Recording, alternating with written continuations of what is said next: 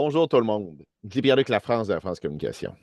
Aujourd'hui, je vais vous parler de conversion parce que c'est facile sur le web, quand on fait du marketing web particulièrement, de se perdre dans les gros chiffres et d'oublier l'essentiel. Fait que, oui, c'est impressionnant de dire Hey, j'ai fait une campagne de publicité sur Facebook ou sur Google ou peu importe où et j'ai touché, je ne sais pas moi, 100 000 personnes ou 500 000 personnes. Mais dans les faits, qu'est-ce que vous voulez vraiment?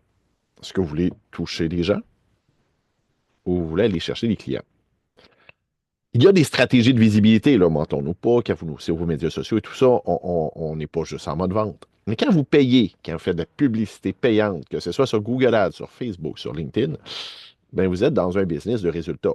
Ce que vous voulez, c'est des conversions. Ce que vous voulez, c'est des gens qui deviennent des clients ou du moins des gens qui font l'action en ligne que vous attendez d'eux. Pour ça, c'est important de ramener les gens vers une page qui va les mettre en action, mais c'est surtout important de faire votre suivi de conversion. Que ce soit sur Google Ads, où vous pouvez vraiment mettre des suivis qui vont vous permettre de voir est-ce que les gens ont fait l'action que j'attendais d'eux ou pas.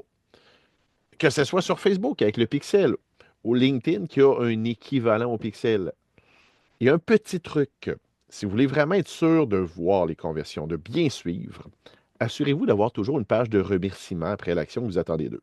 Par exemple, les gens remplissent un formulaire pour une demande de soumission, par exemple. C'est le plus loin que vous pouvez les emmener en ligne, les plus proches de l'achat en ligne, parce que ben, vous ne vendrez pas en ligne en tant que tel, mais une prise de rendez-vous ou, comme dans mon exemple, une demande de soumission.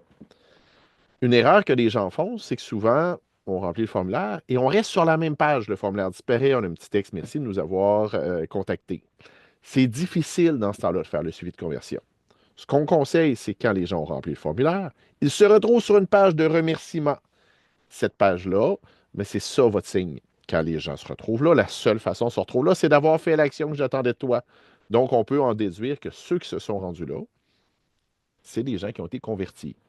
Donc, quand on va placer nos suivis de conversion, que ce soit avec Google, Facebook ou peu importe, c'est là qu'on va placer l'action, sur la page de remerciement. Parce que ben, c'est pas parce que quelqu'un est allé sur le formulaire qu'il l'a rempli. Donc, un peu comme c'est pas parce que quelqu'un est venu sur ma boutique en ligne ou quelqu'un qui est venu dans le panier d'achat qui a acheté. Il faut vraiment s'assurer d'avoir une action après, qui est notre fameuse page remerciement. Pour des trucs, des conseils, des façons d'appliquer ça à votre entreprise, n'hésitez pas à communiquer avec moi. Pierre-Luc Lafrance de La France Communication.